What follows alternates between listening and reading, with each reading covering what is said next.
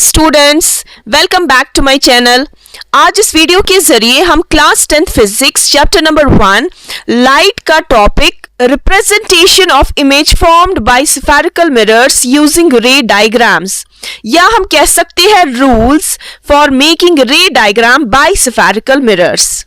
यहाँ पर आपकी एनसीईआरटी बुक में टोटल नंबर ऑफ रूल्स जो है वो 4 है। हम इनको 1 बाय 1 डिस्कस करेंगे। तो चलिए वीडियो को स्टार्ट करते हैं। रूल नंबर 1, यहाँ पर मैं दोनों मिरर्स के एक साथ रूल्स डिस्कस करूंगी, concave as well as convex mirror. आपको पता है स्फेरिकल मिरर्स दो तरह के होते हैं, एक तो कनकेव एक तो कन्वेक्स। कनकेव मिरर वो वाला मिरर होता है जिसकी रिफ्लेक्टिंग साइड के वाली हो, ठीक है स्टूडेंट्स, और कन्वेक्स मिरर वो वाला मिरर होता है जिसकी रिफ्लेक्टिंग साइड जो होती है वो बल्जेड वाली हो। और भी एक चीज आपको यहां पर याद रखना है, यहां पर इंफिनिटी से आती है पैरेलल रेज, ये आपको याद रखना है।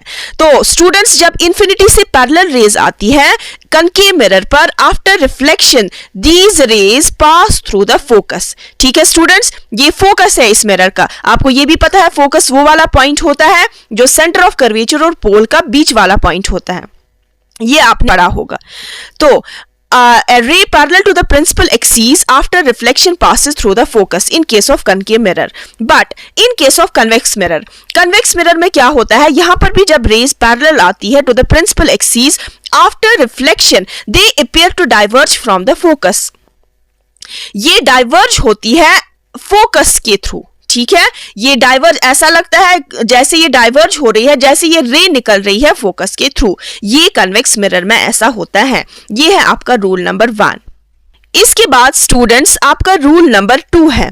रूल नंबर 2 रूल नंबर 1 का अपोजिट है। यहां पर क्या होता है, जब भी कोई रे फोकस के थ्रू जाती है इन केस ऑफ कनकेव मिरर, तब वो पैरेलल हो जाती है, ठीक है स्टूडेंट्स। रूल नंबर 1 में था जब कोई रे पैरेलल आती है वो जाती है फोकस के थ्रू, मगर रूल नंबर 2 में इसका उल्टा है। रूल नंबर 2 में जब कोई रे फोकस के थ्रू जाती है आफ्टर रिफ्लेक्शन वो पैरेलल हो जाती है टू द प्रिंसिपल एक्सिस। इसको कहते हैं principle of reversibility of light. मतलब लाइट की पाथ को अगर आप पलटोगे तो वो उसी रास्ते से जाएगी जिस रास्ते से वो आई थी, ठीक है स्टूडेंट्स। इसके बाद इन केस ऑफ कन्वेक्स मिरर में क्या होता है, कन्वेक्स मिरर में भी जब भी कोई रे मिरर पर स्ट्राइक करती है आफ्टर रिफ्लेक्शन वो पैरेलल हो जाती है, मगर वो ऐसे स्ट्राइक करती है मिरर को जैसे लगता है वो जो रे है वो स्ट्राइक करती है ऐसे जैसे मिरर को लगता है वो फोकस के थ्रू जाएगी। अगर ये मिरर यहाँ पर नहीं होता तो वो फोकस के थ्रू वो रे जाती है, मगर वो यहाँ पर रिफ्लेक्ट हो जाती है फिर बाउंस बैक होकर पैरेलल हो जाती है। A ray which is directed towards the principal focus of a convex mirror will emerge parallel to the principal axis। ये था आपका रूल नंबर 2। इसके बाद आपका रूल नंबर 3 है। रूल नंबर 3 कहता है जब भी कोई रे सेंटर ऑफ कर्वेचर के थ्रू जाती है आफ्टर रिफ्लेक्शन के बाद वो वापस सेंटर ऑफ कर्वेचर के थ्रू ही वापस जाती है। आपको पता है सेंटर ऑफ कर्वेचर वो वाला पॉइंट होता है जो इस स्फीयर का सेंटर होता है। जो ये कनकेव मिरर है ये एक स्फीयर से निकाला गया है।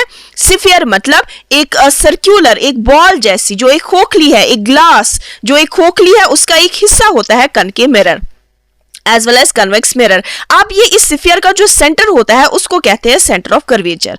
तो जब भी कोई रे सेंटर ऑफ कर्वेचर के थ्रू आती है वो वापस 180 डिग्री पलटकर सेंटर ऑफ कर्वेचर के थ्रू ही वापस चली जाती है। ऐसा क्यों होता है? ऐसा इसीलिए होता है ये स्ट्राइक करती है इस मिरर पर और एंगल बनाती है 90 डिग्री का, ठीक है स्टूडेंट्स। तो जब ये 90 डिग्री का एंगल बनाती है तो अगर ये हम इसको सर्कल कंसीडर करेंगे तो ये सर्कल का रेडियस है, ठीक है स्टूडेंट्स। तो ये वापस इसी पाथ पर वापस चली जाती है। A ray passing through the centre of curvature of a concave mirror, ठीक है, एंड या हम कहेंगे in case of convex mirror directed in the direction of centre of curvature, ठीक है।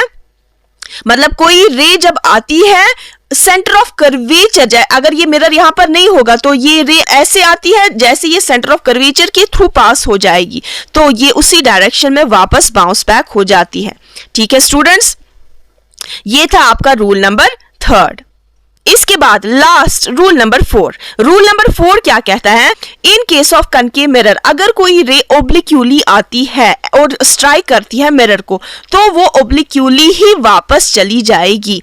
तो ये वापस ऐसे चली जाती है, ये रिफ्लेक्ट ऐसे हो जाती है, ये लॉज ऑफ रिफ्लेक्शन को फॉलो करके हुए वापस जाती है। तो मतलब आपने पढ़ा होगा लॉज ऑफ रिफ्लेक्शन क्या होता है। तो लॉज ऑफ रिफ्लेक्शन होता है एंगल ऑफ इंसिडेंस बराबर होता है एंगल ऑफ रिफ्लेक्शन के। तो यहाँ पर एक एंगल बनता है नॉर्मल और इंसिडेंट रे के बीच में, this angle is called angle of incidence. और ये वाला एंगल जो इस जो प्रिंसिपल एक्सिस मतलब नॉर्मल और यहाँ पर रिफ्लेक्टेड रे के बीच में बनता है, this angle is called angle of reflection. पहला लॉ यही कहता है ये दो एंगल्स आपस में इक्वल होते हैं। और सेकेंड लॉ कहता है ये तीनों रेस, कौन कौन सी रेस? इंसिडेंट रे, यहां पर हम नॉर्मल कहेंगे, ये 90 डिग्री होता है टू द मिरर, या प्रिंसिपल एक्सिस कहे यहां पर नॉर्मल एंड रिफ्लेक्टेड रे, ये तीनों रेस जो होती है, these rays lie on the same point.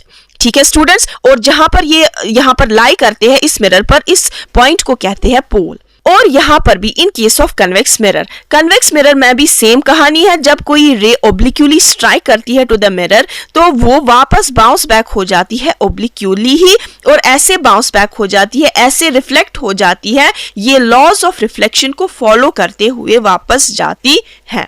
ये था आपका रूल नंबर 4। तो स्टूडेंट्स, आपने आज इस लेक्चर में, इस सेशन में 4 रूल्स पढ़े, concave as well as convex mirror के 4 रूल्स आपने पढ़े। आपको ये रूल्स अच्छे से क्लियर हुए होंगे। ओके स्टूडेंट्स, मिलते हैं नेक्स्ट वीडियो में नेक्स्ट टॉपिक्स के साथ। Till then, good bye.